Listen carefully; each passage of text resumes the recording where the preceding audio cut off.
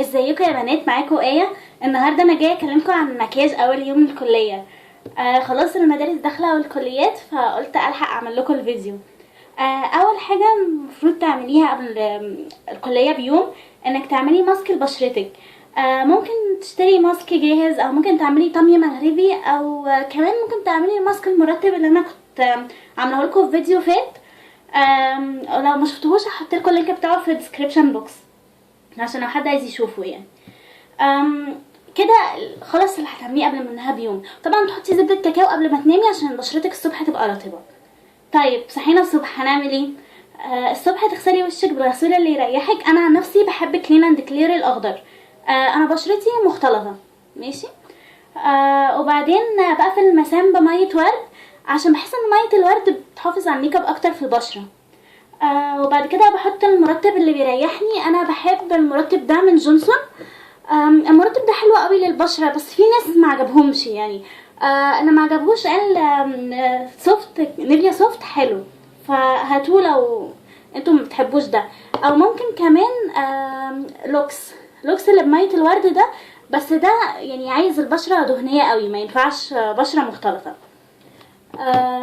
ممكن كمان اي مرطب بيريحك انت عايزاه يعني، بس هو يا جونسون يا نيفيا سوفت، الاتنين رخاص وكويسين للبشره يعني. حطيتيه كده تستنيه 3 دقايق ولا حاجه، وبعد كده تحطي كريم الشمس. النوع ده انا بستخدمه، ده حلو ب 34 جنيه. جايباه من فتح الله. ده الاس بي اف بتاعته 40، فطبعا ما ينفعش شمس قويه. لو شمس قويه انت مضطره تشتري بايوديرما بقى. انا عارفه ان هو غالي، بس هو بيقعد فتره طويله قوي يعني، ممكن طول الصيف يقعد معاكي.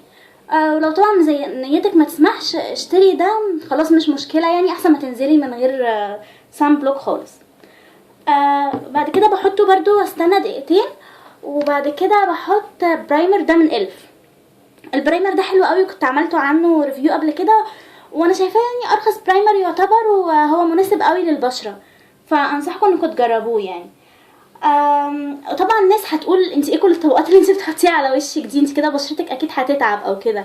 لا، على العكس، انت كل ما تزودي الطبقات ما بين مثلا الميك اب اللي انت هتحطيه وكريمات مرطبه وكده، ده بيحافظ على بشرتك اكتر. فطبعا انصحكم انكم تحطوا حاجات طالما ان هي مفيده للبشره يعني. وبعدين البرايمر بينعم البشره قوي وبيثبت الميك اب، فطبعا لازم تحطيه. بعد كده بحط البرايمر، بعد كده احط بيبي كريم مع البشره. انا بحب البيبي كريم ده من اورفلام. هو سعره كويس قوي يعني، وينفع استخدام يومي. وطبعا في ناس بتحب تستخدم فاونديشن وكده، انا ما انصحهمش خالص ان هم يجربوا كريم اساس. لو انت عايزه كريم اساس انصحك انك تجربي النوع ده من فيت مي من مابيلين. النوع ده حلو قوي، بس طبعا كريم اساس بشرتك كل يوم ده هيرهقها جامد، انا ما انصحكش الصراحه تعمليه. طيب لو انتي مثلا بشرتك خفيفه، تعبها خفيف طب عندك هالات بس، ممكن تستخدمي كونسيلر لوحده. الكونسيلر ده من الف، انا كنت كلمتكم عنه في ريفيو، قلت ان هو بيعمل خطوط.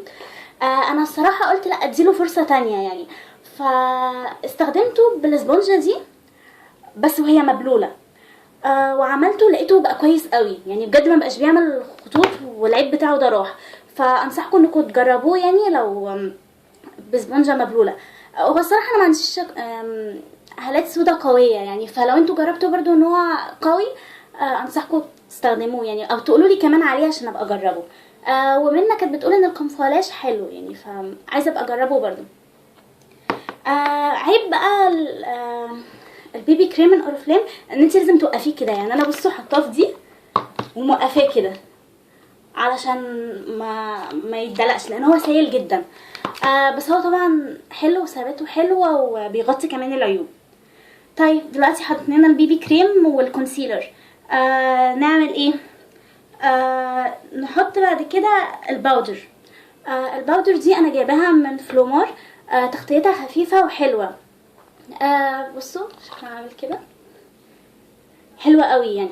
انا ما بحبش احطها بالسفنجه، انا بحب احط بالبراش عشان يبقى خفيف.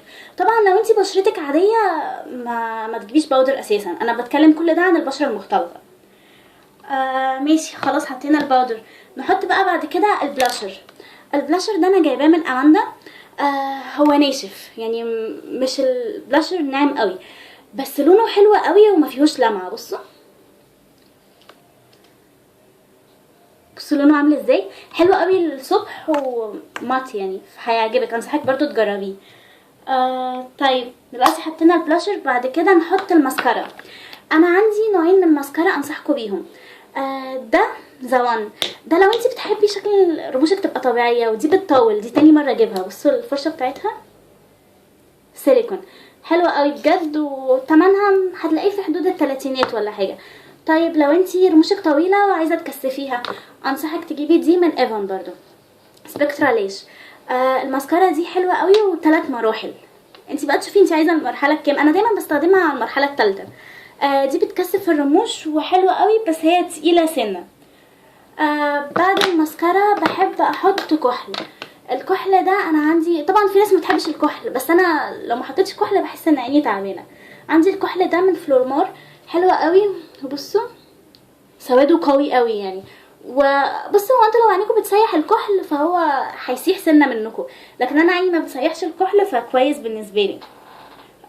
وبعدين نحط روج. روج طبعا انتي حسب ما انتي عايزه، بس طبعا انصحك بالوان فاتحه. انا كنت جبت الليب لاينر ده مش ماركه، بس الدرجه بتاعته فظيعه. بصوا اللون بتاعه حلو قوي، وبحب استخدمه يوميا. ان شاء الله عايزه اجرب مثلا من ماركه معروفه نفس درجه الليب لاينر ده، او بستخدم من الف ليبستيك ده عشان فاتح زي ما قلت لكم عليه. بص اهو.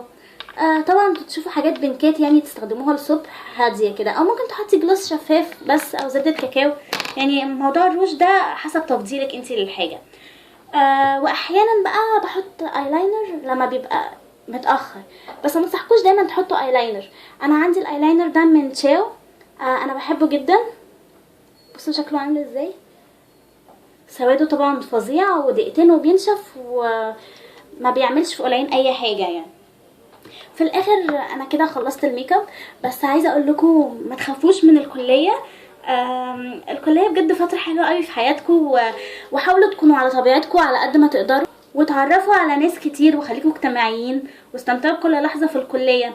بس والنبي بلاش تلبسوا الوان كتير وفقع مع بعض، او تلبسوا كعب، او تحطوا رموش. شكلها ما بيبقاش طبيعي، بيبقى شكلك مش حلو يعني. البسي دايما لبس اللي يقول البنت دي رايحه الكليه، مش رايحه مثلا نايت كلاب او كده. خدوا بالكم بس من النقطه دي. وانا ان شاء الله هعمل لكم فيديو قريب عن لبس الكليه، وفي بنوته كانت طالبه مني فيديو عن منتجات ماي واي، والله انا فاكره وهعمله لك قريب ان شاء الله. اتمنى الفيديو يكون عجبكم، ولو عجبكم ما تنسوش تعملوا لايك وسبسكرايب وشير، وهحط لكم لينك الفيسبوك في الديسكريبشن بوكس. اشوفكم في فيديو جديد، مع السلامه.